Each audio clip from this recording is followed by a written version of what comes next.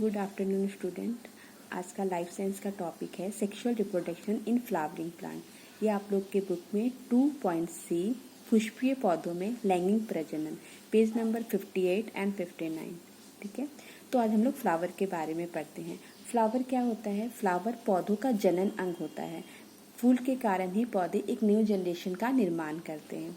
फूल का मुख्य काम ये होता है कि वो फल का निर्माण करते हैं। और हम लोग ये जो फूल के बारे में अध्ययन करते हैं उसे हम एंथोलॉजी कहते हैं। The study of flower is called anthology.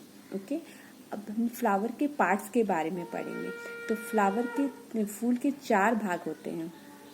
पहले भाग को हम लोग कहते हैं बाह्य दलपुंज, जिसे इंग्लिश में कैलिक्स कहा जाता है। ठीक है, सेकेंड इज द कैरोला या दलपुंज। Third part is androecium, पुमंग।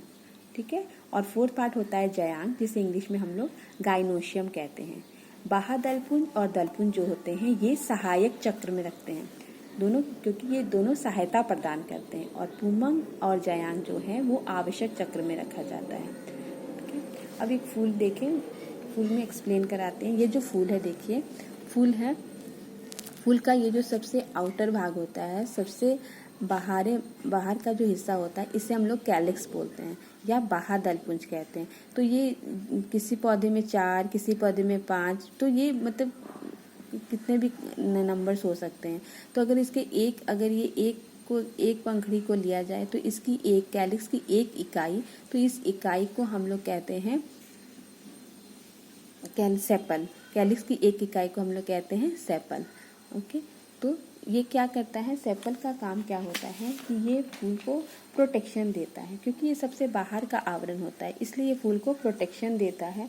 और ये हरे रंग का होता है और ये पत्ती की तरह इसका स्ट्रक्चर होता है।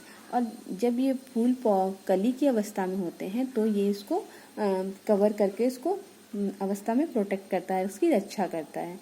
और प्रकाश संश्लेषण द्वारा ये पौधे भोजन बनाने में भी सहायता प्रदान करते हैं। ठीक है, तो ये है फर्स्ट पार्ट, बाह्य दलपुंज। अब हम लोग सेकेंड पार्ट के बारे में पढ़ेंगे। फ्लावर का सेकेंड पार्ट होता है दलपुंज, जिसे हम लोग कैरोला कहते हैं। ये जस्ट अबव द कैलिक्स, ये कैलिक्स के सीधा ऊपर में पाया जाता है। ये जो कलरफुल पत्तियां होती हैं इसे ही हम लोग दलपुंज कहते हैं। तो ये इसके भी नंबर्स जो होते हैं, किसी में 5, 6, किसी में ज़्यादा, जैसे कि गेंदे के फूल में बहुत सारी पंखड़ियाँ होती हैं, तो ये होता है। इसकी एक इकाई को हम लोग पेटल्स कहते हैं। तो ये रंग कलरफुल पार्ट होता है। इससे हम लोग, इसमें सुगंध भी होती है, जिसके कारण कीट परागण जो है वो इस पे आके बैठते हैं। ठीक है, और ये इसका काम क्या है कि इससे हम लोग सेंट का निर्माण, जैसे कि हम लोग गुलाब जल होता है, तो ये सब इसी पंखुड़ियों से बनाया जाता है।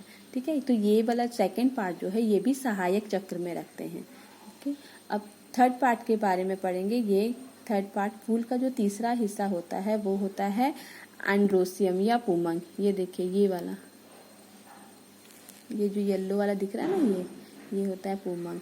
इसके एक एंड्रोसियम जो होता है वो फूल का तीसरा हिस्सा होता है। ये फूल का नर जनन भाग होता है। ये फूल का नर जनन भाग होता है। इसके 2 भाग होते हैं, एक होता है फिलामेंट्स और एक होता है एंथर। ठीक है, और इसकी भी अगर एक यूनिट की बात की जाए तो इसके एक यूनिट को हम लोग कहते हैं स्टेमन या पुकेशर। तो इसकी यूनिट को हम लोग स्टेमन या पुकेशर कहते हैं। तो ये तीसरा भाग होता है। इसमें 2 हिस्से होते हैं, फिलामेंट्स एंड एंथर। फिलामेंट्स जो होता है ये लंबा पतली रचना के जैसा होता है, जैसे आप लोग इस फिगर में देखिए।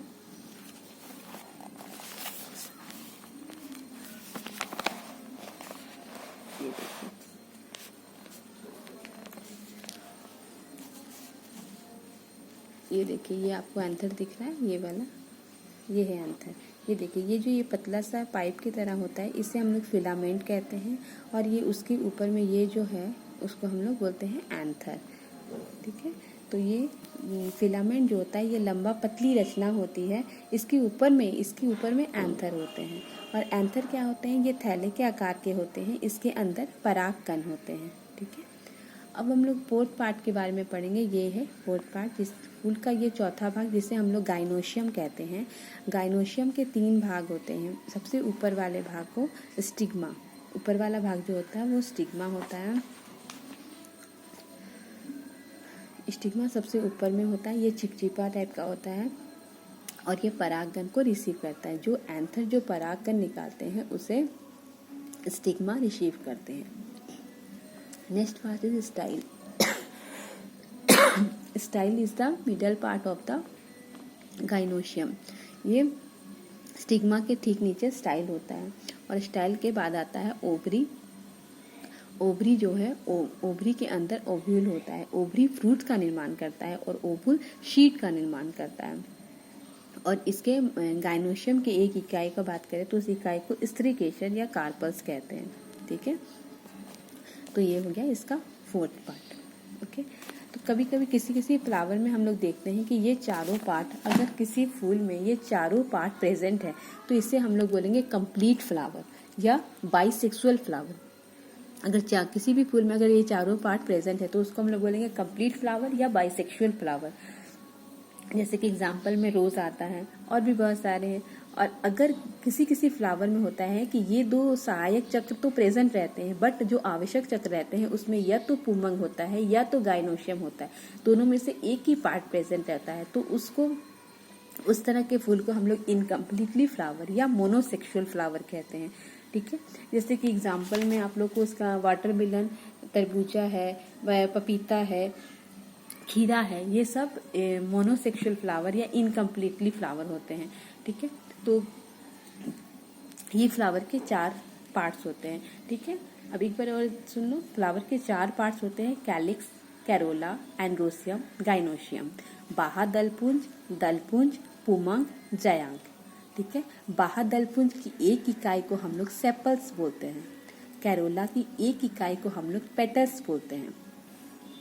एंड्रोसियम की एक इकाई को हम लोग स्टेमेन बोलते हैं और कैरोला गाइनोशियम की एक इकाई को हम लोग कार्पस बोलते हैं, श्रीकेशर। ठीक है, और एंड्रोसियम पुमंग जो होता है वो मेल रिप्रोडक्टिव पार्ट होता है फ्लावर का और गाइनोशियम जो होता है वो फीमेल रिप्रोडक्टिव पार्ट होता है फ्लावर का। ठीक है, और कैलिक्स और कैरोला ये सहायक चक्र है क्योंकि ये फूल को सहायता प्रदान करते हैं और पुमंग और जयांग जो होता है वो आवश्यक चक्र है क्योंकि इसके बिना फूल अपना रिप्रोडक्शन नहीं कर पाता है। ठीक है, तो ये फ्लावर के 4 पार्ट्स है। इसके आगे का नेक्स्ट क्लास में पढ़ाएंगे। Okay, thank you and read this chapter.